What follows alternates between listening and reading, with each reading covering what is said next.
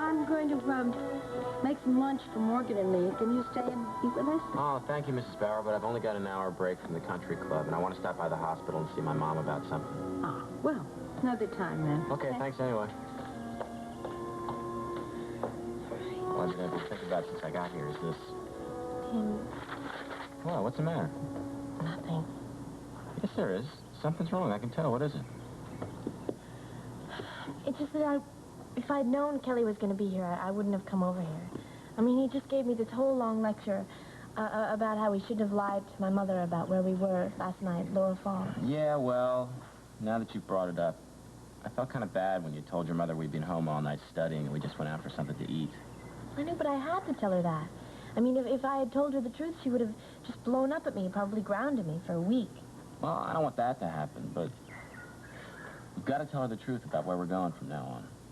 Well, I'm sure she'll hear about it anyway. I'm sure Kelly's told everyone in town by now. Kelly would not do anything like that. Well, listen, I'll talk to him when I'm at Cedars, and I'll tell him not to say anything to Ed so it doesn't get back to Mike, okay? No, don't do it on my account. Well, I've got to get some tips on this coaching business anyway. Your exams are coming up in a couple of weeks. So, I'll call the Wexler place and find out where you're going to be tonight. And I'll see you later. Okay? Okay. Tim, sure you won't change your mind? Oh, no, thanks. I really can't. But thanks a lot. Okay. Bye. See you later. Bye-bye. Well, lunch is ready, Morgan. Oh, thank you.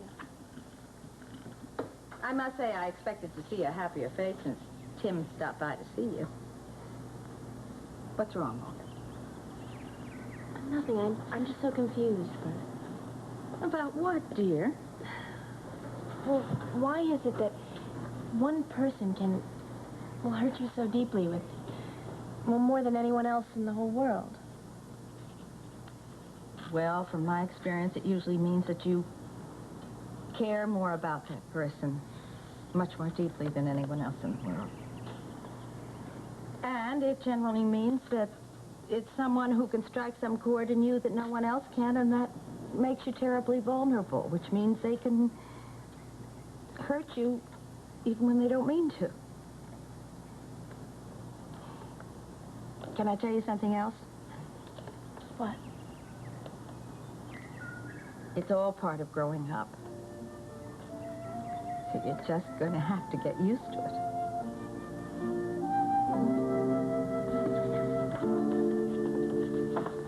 Hello. Mike. Hi. What are you doing here?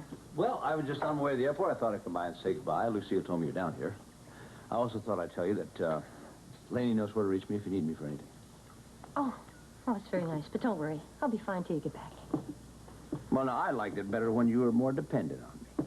Well, I've always been the independent type. It's a hard habit to break. I see. Well, can't be broken, though. I've become more dependent on you.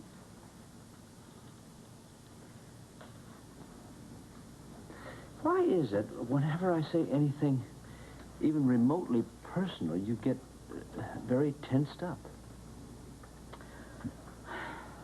Well, it's just that I never meant our relationship to go beyond a simple friendship.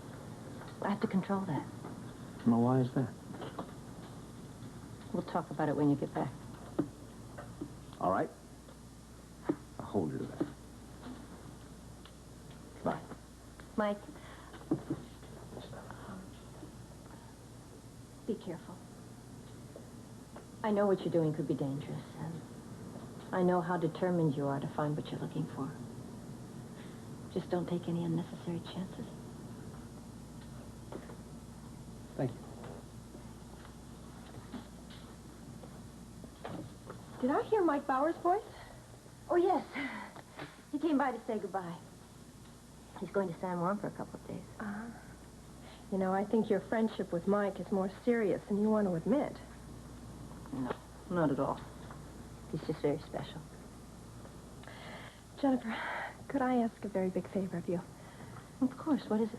Well, I have an important appointment at Cedars this afternoon, and I'm pretty nervous about it. Would you mind coming with me? Well, of course not, but there's nothing wrong, is there? No. It's nothing like that, really. It's just... Well, I know I can trust you.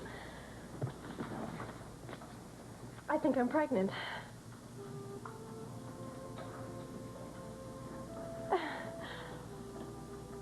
Amanda.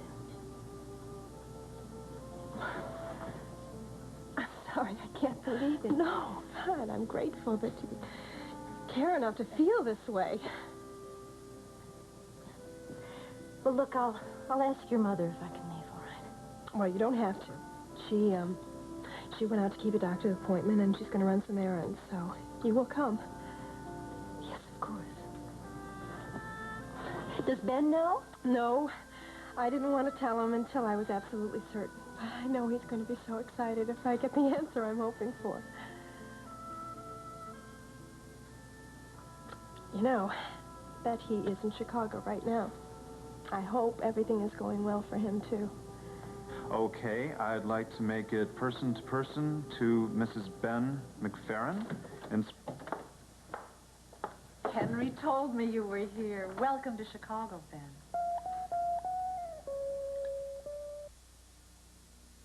Operator, cancel that call for now, will you please?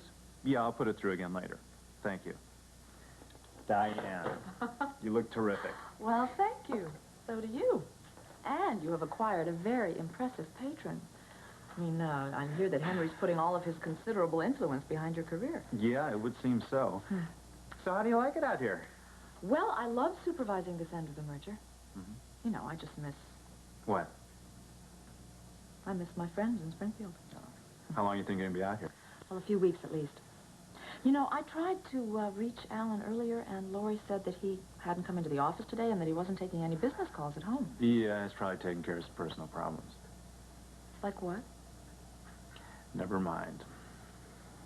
Don't tell me there's some trouble with that marriage. Diane, forget about it, okay? Okay, let's get on to more pleasant things. I hope I'm going to see you while you're here. Well, I'm not sure how long it's going to be. Well, I have an incredible apartment with a gorgeous view of the lake. Why don't you come over and have a drink with me tonight? Well, I think I'm probably going to be a little tired after my meeting at the gallery. Which reminds me, I better get back to Henry. It's almost time to go over there.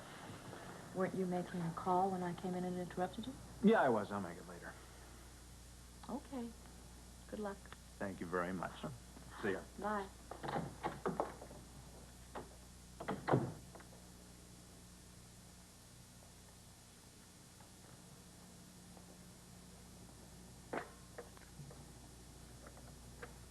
Yes, this is Diane Ballard. Can I have a long-distance line, please? No, that's all right. I'll dial it myself. Thank you.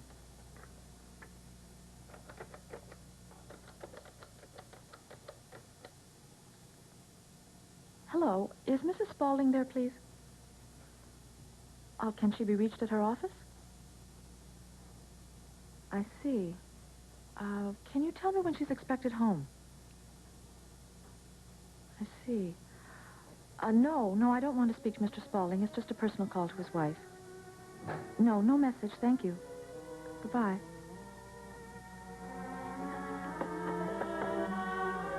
And Jackie and I are going to be playing a lot of tennis up there. So maybe when I come back, we can play a few games and I can score a few points. What's that? You haven't been listening to what I've been saying, have you, Tim? Yes, I did. I just have a great deal on my mind today. But I'm glad you stayed for lunch. You know, I'm not going to be seeing much of you for the next few weeks. We're still going to go on that vacation you promised me, aren't we? You bet we are. Where are we going to go? Well, I haven't decided yet, but I'll talk it over with Hope, and we'll pick something that you really enjoy. Emily, who was that on the phone? A lady asking for Mrs. Spalding. She didn't leave her name. And Jackie, can we go now? I'm ready any time you are, Philip. Look, why don't you wash up before we leave? Okay.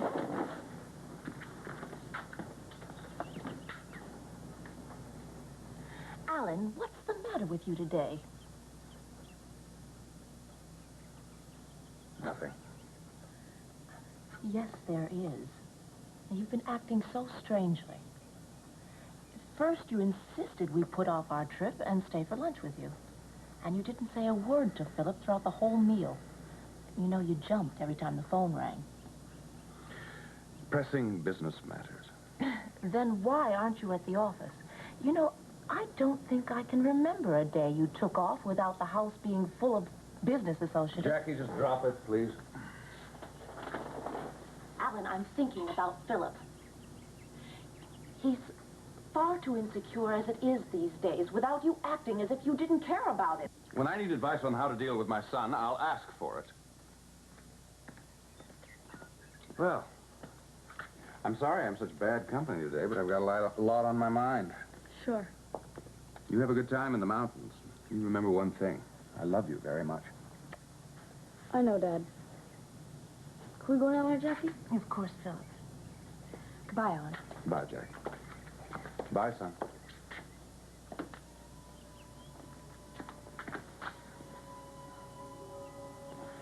Bye, Dad. Bye.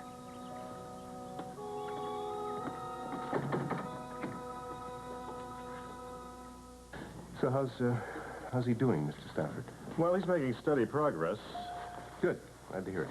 He still has a long way to go before total recovery, but if he continues to improve at this present rate, hopefully I can get away tomorrow. I hope so. I'll see you later. Bye then. Hello, Hillary. Hi. Hello, Justin. Hi, Amanda. Hello, Mrs. Richards. Hello, Dr. Marler. Hi, Amanda. Hi, Mrs. Richards. Hi, Hillary. What brings you here today? I have an appointment with Dr. Sedgwick. Oh, yeah. She's all the way down the corridor on the right. Okay, thanks. Look, I'll wait for you in the cafeteria, all right? Okay. Good luck. Thank you. Amanda, how's your mother? She seems to be fine. Good. You're looking particularly radiant today. Is there any particular reason for that? Well, things are going very well for Ben. He's out in Chicago right now, and if all goes the way we hope it will, it'll be a whole new life for us. Well, I'll keep my fingers crossed for you. Please do. Will you excuse me? I don't want to be late for my appointment with Dr. Sedgwick. Sure. We'll see you. Bye-bye. Bye.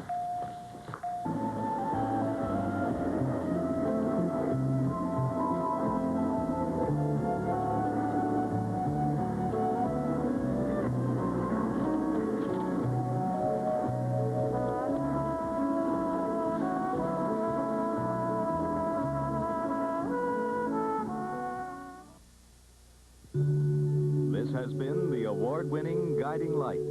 Fashions provided by Lily Rubin Salon, South Southwest, Janie Jamaica Estates, and Barney's.